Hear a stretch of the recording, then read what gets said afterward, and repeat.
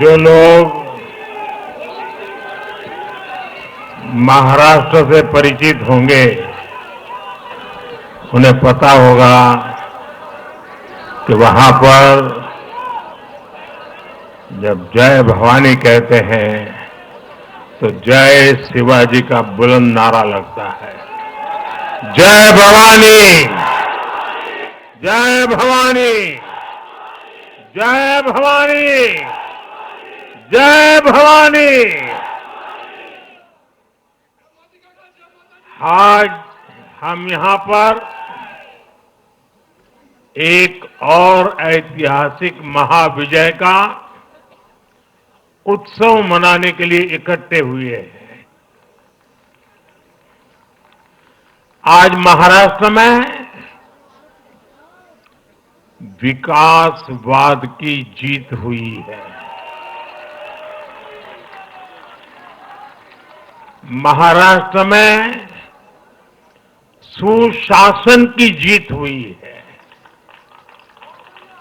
महाराष्ट्र में सच्चे सामाजिक न्याय की विजय हुई है। और साथियों, आज महाराष्ट्र में झूठ, छल, फरेब बुरी तरह हारा है।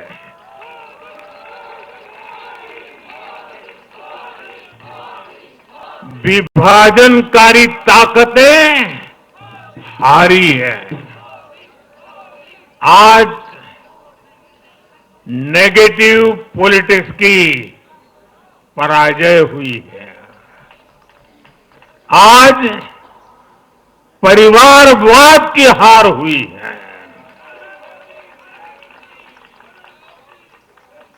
आज महाराष्ट्र ने विकसित भारत के संकल्प को और मजबूत किया है। मैं देश भर के भाजपा के,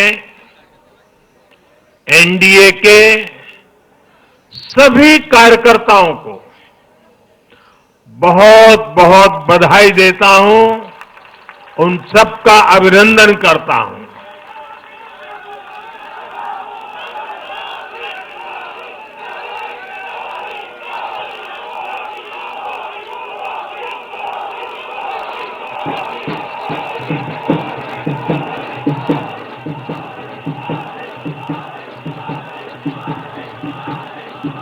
मैं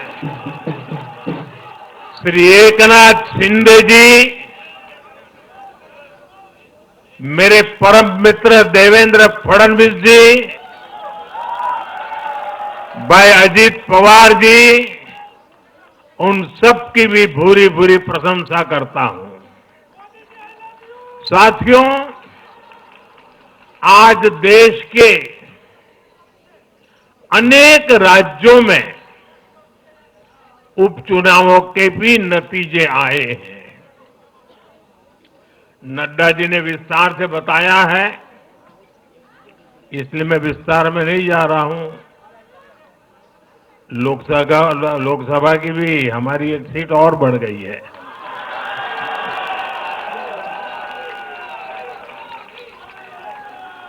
यूपी, उत्तराखंड और राजस्थान ने भाजपा को जमकर समर्थन दिया है। असम के लोगों ने भाजपा पर फिर एक बार भरोसा जताया है। मध्य प्रदेश में भी हमें सफलता मिली है। बिहार का समर्थन बढ़ा है। ये दिखाता है कि देश अब सिर्फ और सिर्फ विकास चाहता है। मैं महाराष्ट्र के मतदाताओं का, हमारे युवाओं का विशेषकर माताओं बहनों का, हमारे किसान भाई बहनों का, देश की जनता का आदरपूर्वक नमन करता हूं। साथियों, मैं झारखंड की जनता को भी नमन करता हूं। झारखंड के तेज विकास के लिए हम अब और ज्यादा मेहनत से काम करेंगे और इसमें भाजपा का एक एक कार्यकर्ता अपना हर प्रयास करेगा। साथियों, छत्रपती शिवाजी महाराजांच्या महाराष्ट्राने आज दाखवून दिले तुष्टीकरणाचा सामना कसा करायचा।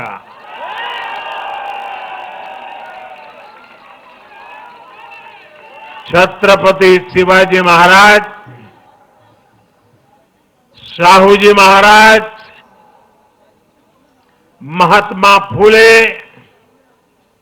सावित्रीबाई फुले, बाबा साहब आंबेडकर, वीर सावरकर, बाला साहब ठाकरे, ऐसे महान व्यक्तित्वों की धरती ने इस बार पुराने सारे रिकॉर्ड तोड़ दिए।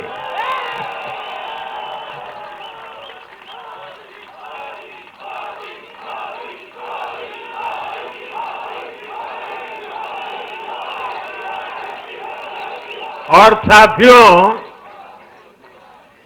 बीते 50 साल में किसी भी पार्टी या किसी भी प्री पोल अलायंस के लिए ये सबसे बड़ी जीत है 50 साल के बाद।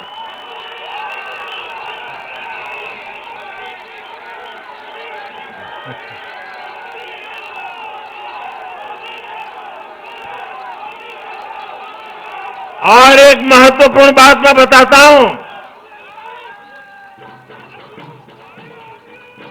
ये लगातार तीसरी बार है जब भाजपा के नेतृत्व में किसी गठबंधन को लगातार महाराष्ट्र ने आशीर्वाद दिए हैं, विजयी बनाया है। और ये लगातार तीसरी बार है जब भाजपा महाराष्ट्र में सबसे बड़ी पार्टी बनकर उभरी है।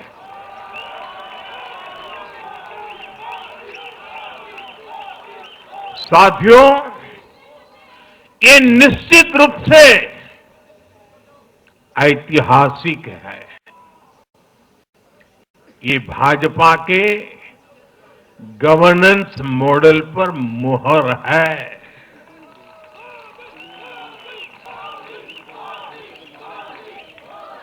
अकेले भाजपा को ही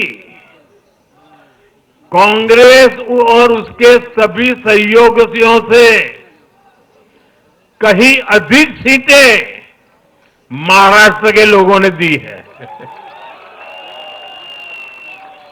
ये दिखाता है कि जब सुशासन की बात आती है तो देश सिर्फ और सिर्फ भाजपा पर और एनडीए पर भरोसा करता है।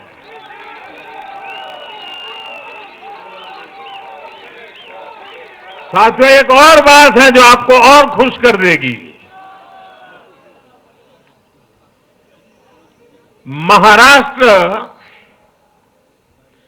देश का छठा राज्य है जिसने भाजपा को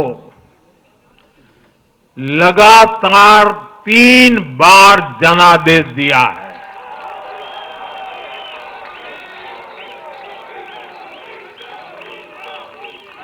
इससे पहले गोवा, गुजरात, छत्तीसगढ़, हरियाणा और मध्य प्रदेश में हम लगातार 3 बार जीत चुके हैं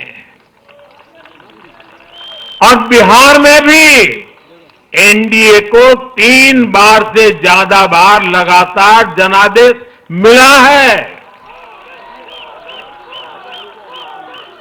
और 60 साल के बाद आपने मुझे तीसरी बार मौका दिया, ये तो है ही है।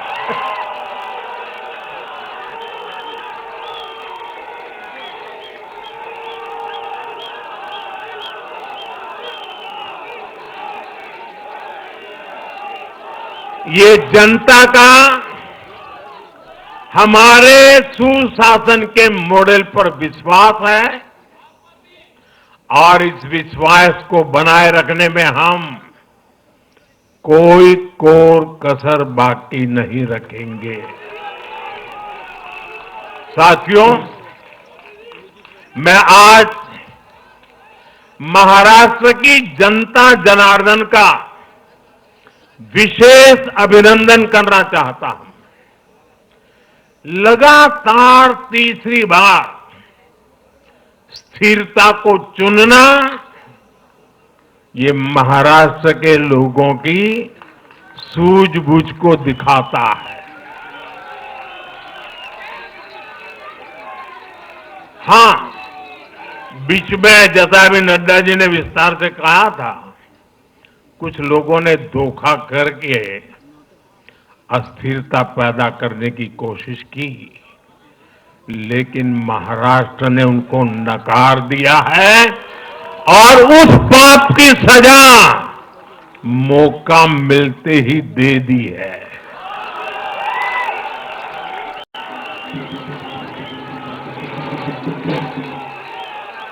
साथियों, महाराष्ट्र इस देश के लिए एक तरह से बहुत महत्वपूर्ण ग्रोथ इंजन है।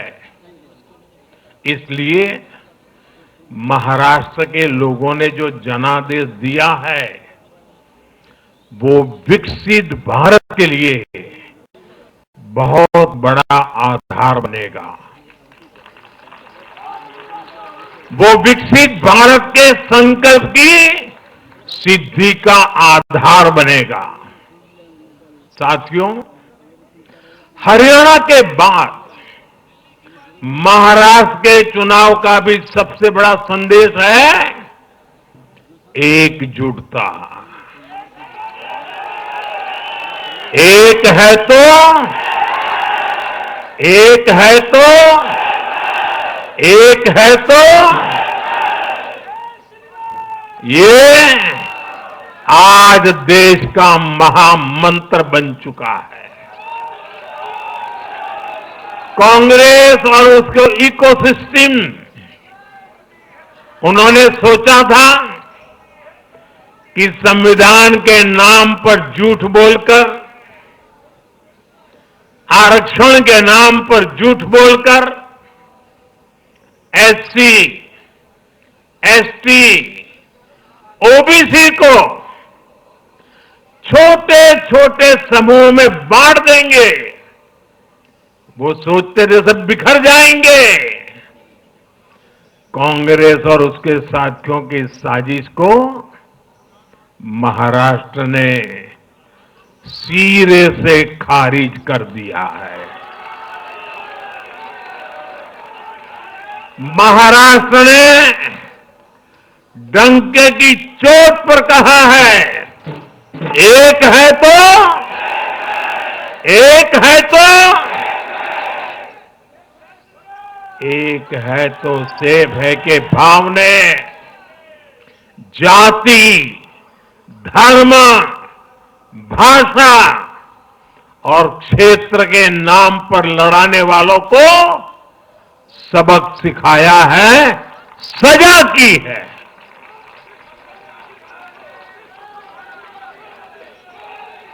आदिवासी भाई बहनों ने भी भाजपा एनडीए को वोट दिया।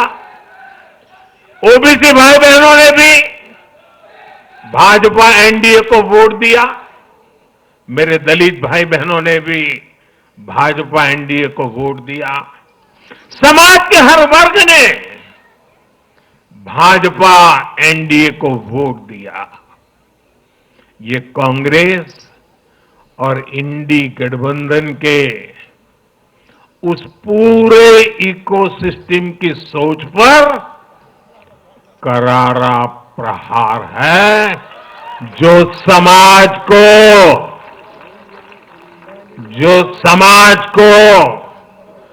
बांटने का एजेंडा चला रहे थे। साथियों, महाराष्ट्र ने एनडीए को इसलिए भी प्रचंड जनादेश दिया है क्योंकि हम विकास और विरासत दोनों को साथ लेकर चलते हैं। महाराष्ट्र की धरती पर इतनी विभूतियां जन्मी है। बीजेपी और मेरे लिए छत्रपति शिवाजी महाराज आराध्य पुरुष है।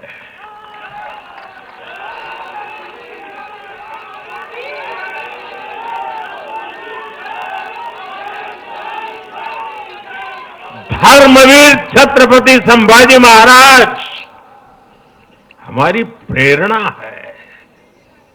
हमने हमेशा बाबा साहब आंबेडकर, महात्मा फूले, सावित्रीबाई फूले, इनके सामाजिक न्याय के विचार को माना है। यही हमारे आचार में है, यही हमारे व्यवहार में है। साथियों, लोगों ने मराठी भाषा के प्रति भी हमारा प्रेम देखा है। कांग्रेस को वर्षों तक मराठी भाषा की सेवा का मौका मिला, लेकिन इन लोगों ने इसके लिए कुछ नहीं किया।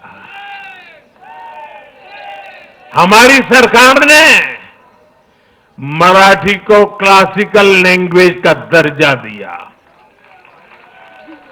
मातृभाषा का सम्मान, संस्कृतियों का सम्मान और इतिहास का सम्मान हमारे संस्कार में है, हमारे स्वभाव में है।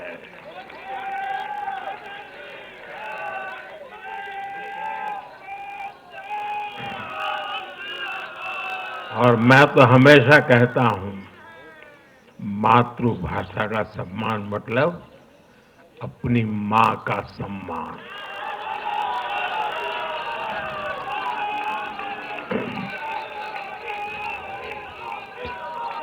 और इसलिए मैंने विकसित भारत के निर्माण के लिए लाल किले की प्राचीर से पंच प्राणों की बात की। हमने इसमें विरासत पर गर्व को भी शामिल किया। जब भारत विकास भी और विरासत भी इसका संकल्प लेता है तो पूरी दुनिया इसे देखती है। आज विश्व हमारी संस्कृति का सम्मान करता है। क्यों? क्योंकि हम इसका सम्मान करते हैं। अब अगले 5 साल में महाराष्ट्र विकास भी विरासत भी के इसी मंत्र के साथ तेज गति से आगे बढ़ेगा। साथियों, इंडी वाले देश के बदले मिजाज को नहीं समझ पा रहे हैं।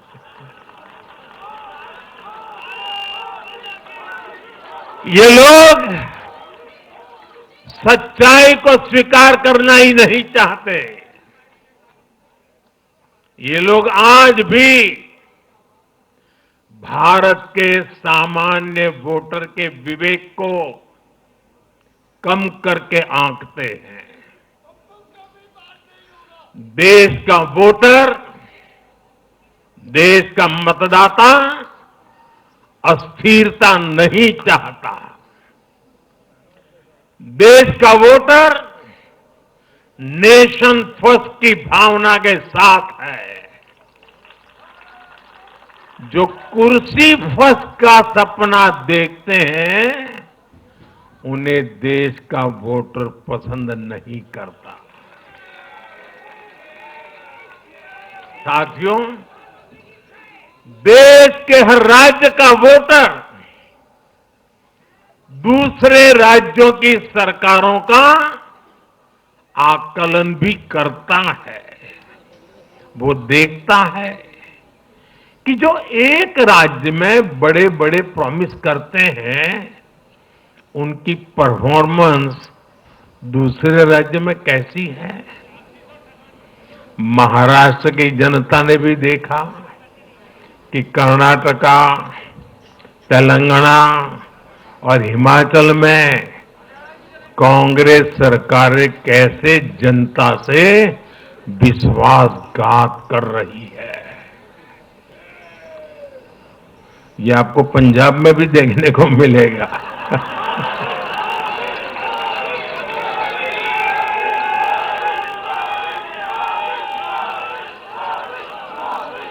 जो वादे महाराष्ट्र में किए गए, उनका हाल दूसरे राज्यों में क्या है। इसलिए कांग्रेस के पाखंड को जनता ने खारिज कर दिया है। कांग्रेस ने जनता को गुमराह करने के, इसके लिए जो दूसरे राज्यों के अपने मुख्यमंत्री तक मैदान में उतारे, तब भी इनकी चाल सफल हो नहीं पाई। इनके ना तो झूठे वादे चले और ना ही खतरनाक एजेंडा चला। साथियों, आज महाराष्ट्र के जनादेश का एक और संदेश है। पूरे देश में सिर्फ और सिर्फ एक ही संविधान चलेगा।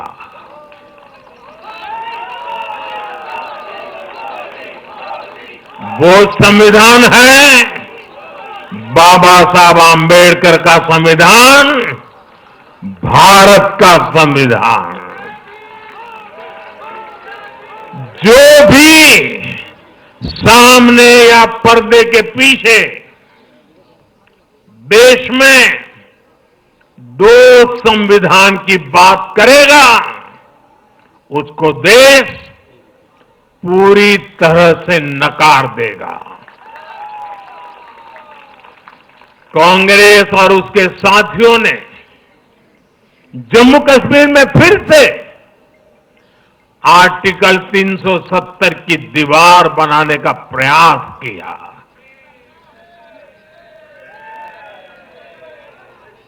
वो संविधान का भी अपमान है।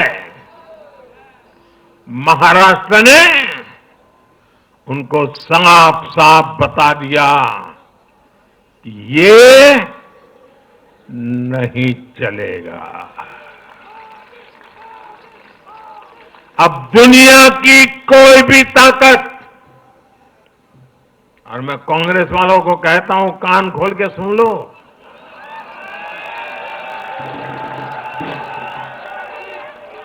उनके साथियों को भी कहता हूं, अब दुनिया की कोई भी ताकत 370 को वापस नहीं ला सकती।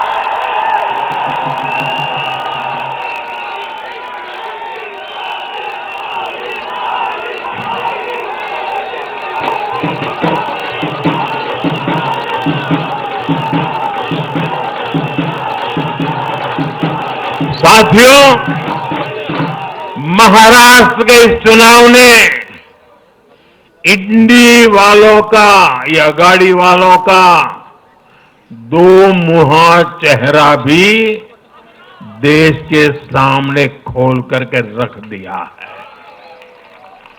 हम सब जानते हैं बाला साहब ठाकरे का इस देश के लिए, समाज के लिए बहुत बड़ा योगदान रहा है। कांग्रेस ने सत्ता के लालच में उनकी पार्टी के एक धड़े को साथ में तो ले लिया, तस्वीरें भी निकाल दी, लेकिन कांग्रेस का कोई नेता बाला साहब ठाकरे की नीतियों की कभी भी प्रशंसा नहीं कर सकती। और इसलिए मैंने अगाड़ी में कांग्रेस के साथी दलों को चुनौती दी थी कि वो कांग्रेस से बाला साहब ठाकरे की नीतियों की तारीफ में कुछ शब्द जरा बुलवा करके दिखाएं। आज तक वो ये नहीं कर पाए हैं। मैंने दूसरी चुनौती वीर सावरकर जी को लेकर के दी थी। कांग्रेस के नेतृत्व ने लगातार पूरे देश में वीर सावरकर का अपमान किया है, उन्हें गालियां दी है। महाराष्ट्र में वोट पाने के लिए इन लोगों ने टेम्पररी वीर सावरकर जी को जरा टेम्पररी गाली देना उन्होंने बंद किया है। लेकिन वीर सावरकर के तप त्याग के लिए उनके मुंह से एक बार भी सत्य नहीं निकला, और यही इनका दो मुहापन है। ये दिखाता है कि उनकी बातों में कोई दम नहीं है। उनका मकसद सिर्फ और सिर्फ वीर सावरकर को बदनाम करना है। साथियों, भारत की राजनीति में अब कांग्रेस पार्टी परजीवी बनकर रह गई है।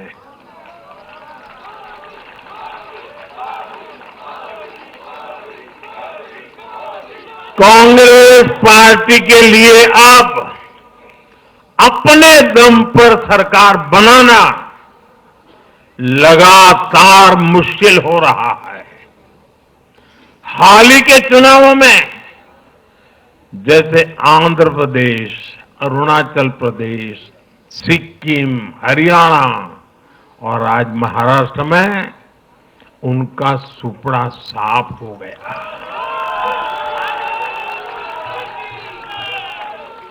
कांग्रेस की घिसी पीटी विभाजनकारी राजनीति फेल हो रही है, लेकिन फिर भी कांग्रेस का अहंकार देखिए। उसका अहंकार 7वें आसमान पर है। सच्चाई ये है कि कांग्रेस अब एक परजीवी पार्टी बन चुकी है। कांग्रेस सिर्फ अपनी ही नहीं बल्कि अपने साथियों की नाव को भी डुबो देती है। आज महाराष्ट्र में भी हमने यही देखा है। महाराष्ट्र में कांग्रेस और उसके गठबंधन ने महाराष्ट्र की हर 5 में से 4 सीट हार गई। दिल्ली के लोग तो चौंक जाएंगे। हालात ये थी कि 2014 में इन लोगों ने सरकार से जाते जाते दिल्ली के आसपास की अनेक संपत्तियां वक्फ बोर्ड को सौंप दी थी।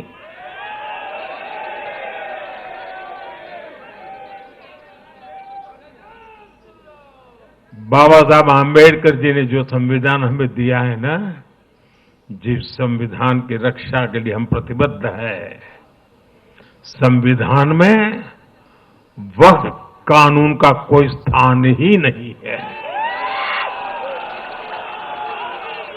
लेकिन फिर भी कांग्रेस ने तुष्टीकरण के लिए वक्फ बोर्ड जैसी व्यवस्था पैदा कर दी। ये इसलिए किया गया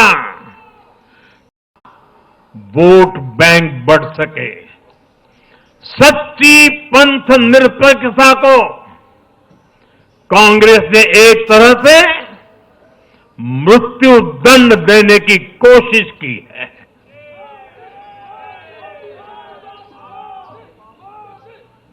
साथियों, कांग्रेस के शाही परिवार की सत्ता भूख इतनी विकृति हो गई है कि उन्होंने सामाजिक न्याय की भावना को भी चूर चूर कर दिया है।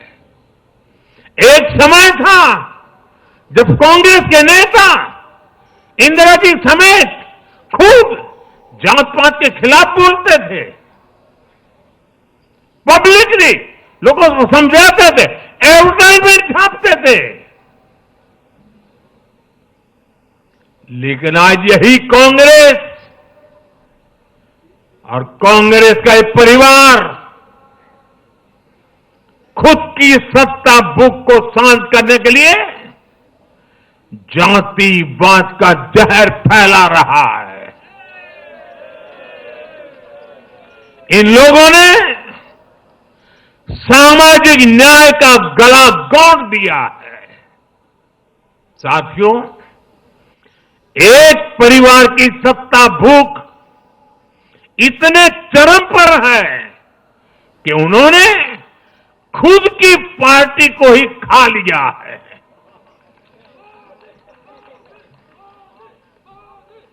देश के अलग अलग भागों में कई पुराने जमाने के कांग्रेस कार्यकर्ता हैं, पुरानी पीढ़ी के लोग हैं जो अपने जमाने की कांग्रेस को ढूंढ रहे हैं। लेकिन आज की कांग्रेस के विचार से, व्यवहार से, आदत से उनको ये साफ पता चल रहा है कि ये वो कांग्रेस नहीं है। इसलिए कांग्रेस में आंतरिक रूप से असंतोष बहुत ज्यादा बढ़ रहा है। उनकी आरती उतारने वाले भले आज इन खबरों को दबा के रखे, लेकिन भीतर आग बहुत बड़ी है। असंतोष की ज्वाला भड़क चुकी है। सिर्फ एक परिवार के ही लोगों को कांग्रेस चलाने का हक है। सिर्फ वही परिवार काबिल है, दूसरे नाकाबिल हैं। परिवार की सोच ने, इस जीत ने कांग्रेस में एक ऐसा माहौल भी बना दिया कि किसी भी समर्पित कांग्रेस कार्यकर्ता के लिए वहां काम करना मुश्किल हो गया है। आप सोचिए, कांग्रेस पार्टी की प्राथमिकता आज सिर्फ और सिर्फ परिवार है। देश की जनता उनकी प्राथमिकता नहीं है। और जिस पार्टी की प्राथमिकता जनता न हो, वो लोकतंत्र के लिए बहुत ही नुकसानदायी होती है। साथियों, कांग्रेस का परिवार सत्ता के बिना जी नहीं सकता। चुनाव जीतने के लिए लोग कुछ भी कर सकते हैं। दक्षिण में जाकर उत्तर को गाली देना, उत्तर में जाकर के दक्षिण को गाली देना और विदेश में जाकर देश को गाली देना।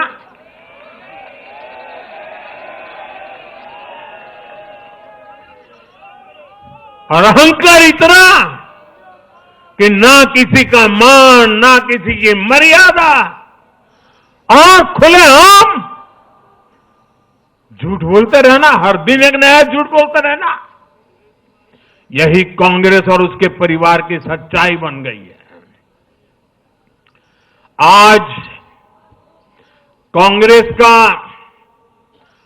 अर्बन नक्सलवाद भारत के सामने एक नई चुनौती बनकर खड़ा हो गया है। इन अर्बन नक्सलियों का रिमोट कंट्रोल देश के बाहर है और इसलिए सभी को इस अर्बन नक्सलवाद से बहुत सावधान रहना है। आज देश के युवाओं को, हर प्रोफेशनल को कांग्रेस की हकीकत को समझना बहुत जरूरी है। साथियों, जब मैं पिछली बार भाजपा मुख्यालय आया था तो मैंने हरियाणा से मिले आशीर्वाद पर आपसे बात की थी। तब हमें गुरुग्राम जैसे शहरी क्षेत्र के लोगों ने भी अपना आशीर्वाद दिया था। अब आज मुंबई ने, पुणे ने, नागपुर ने, महाराष्ट्र के ऐसे सभी बड़े शहरों ने अपनी स्पष्ट राय रखी है।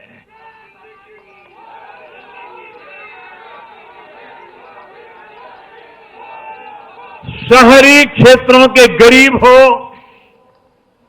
शहरी क्षेत्रों के मिडिल क्लास हो, हर किसी ने भाजपा का समर्थन किया है और एक स्पष्ट संदेश दिया है। यह संदेश है आधुनिक भारत का, विश्व स्तरीय शहरों का।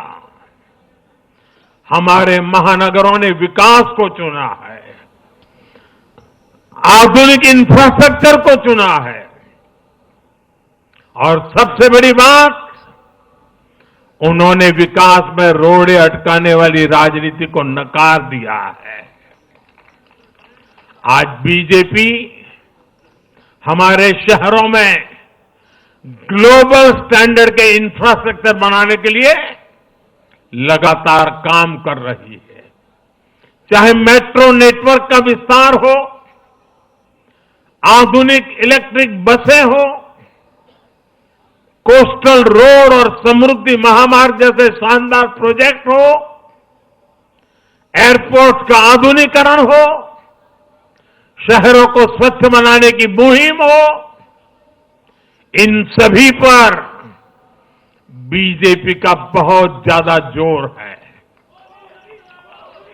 आज का शहरी भारत ईज ऑफ लिविंग चाहता है और इन सब के लिए उसका भरोसा बीजेपी पर है, एनडीए पर है। साथियों, आज बीजेपी देश के युवाओं को नए नए सेक्टर्स में अवसर देने का प्रयास कर रही है। हमारी नई पीढ़ी इनोवेशन और स्टार्टअप के लिए माहौल चाहती है। बीजेपी से ध्यान में रखकर नीतियां बना रही है, निर्णय ले रही है।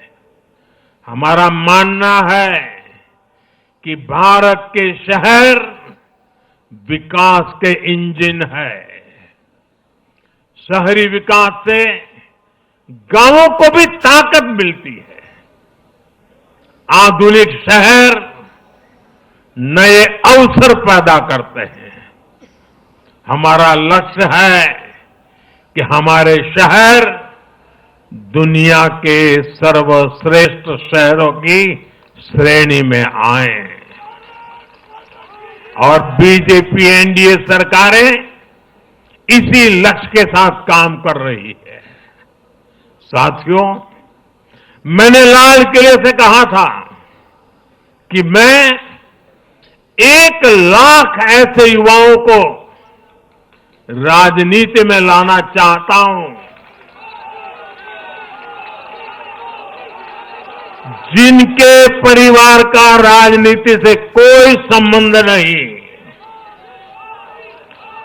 आज एनडीए के अनेक ऐसे उम्मीदवारों को मतदाताओं ने समर्थन दिया है।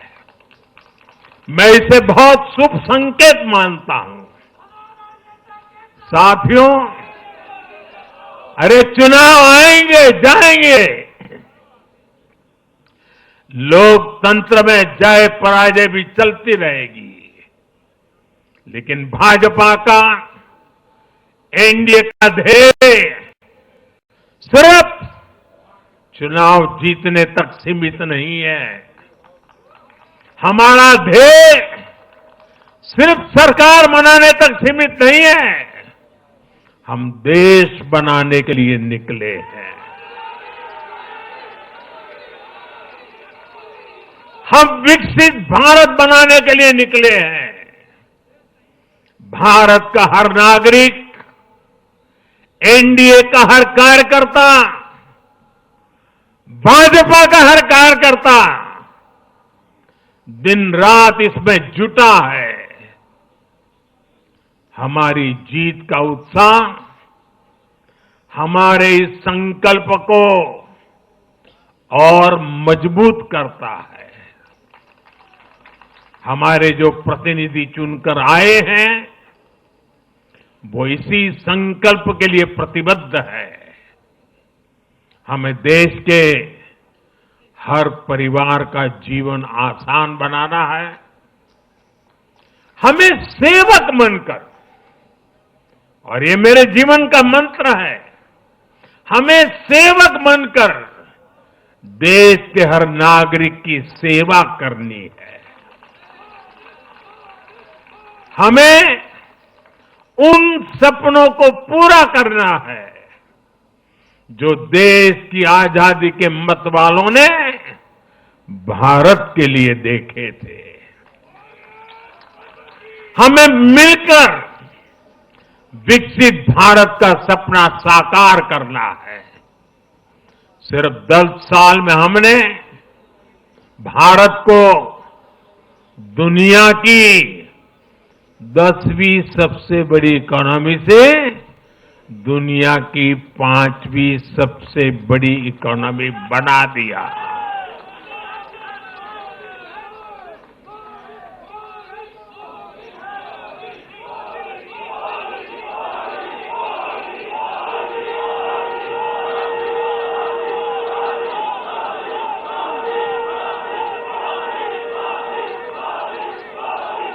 किसी को भी लगता अरे मोदी जी 10 में से 5 पर पहुंच गए, अब तो बैठो आराम से। आराम से बैठने के लिए मैं पैदा नहीं हुआ।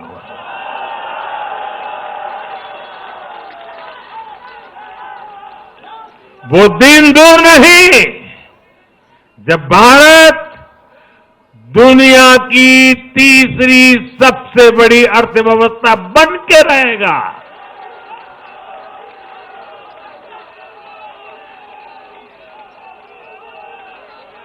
हम मिलकर आगे बढ़ेंगे, एकजुट होकर आगे बढ़ेंगे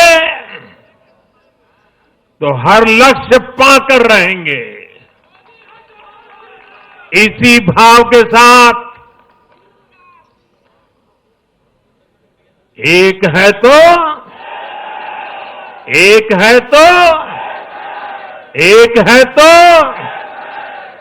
मैं एक बार फिर आप सभी को बहुत बहुत बधाई देता हूं, देशवासियों को बधाई देता हूं, महाराष्ट्र के लोगों को विशेष बधाई देता हूं। मेरे साथ बोलिए, भारत माता की, भारत माता के, भारत माता के, भारत माता के, भारत माता के, वंदे वंदे वंदे वंदे वंदे वंदे वंदे वंदे।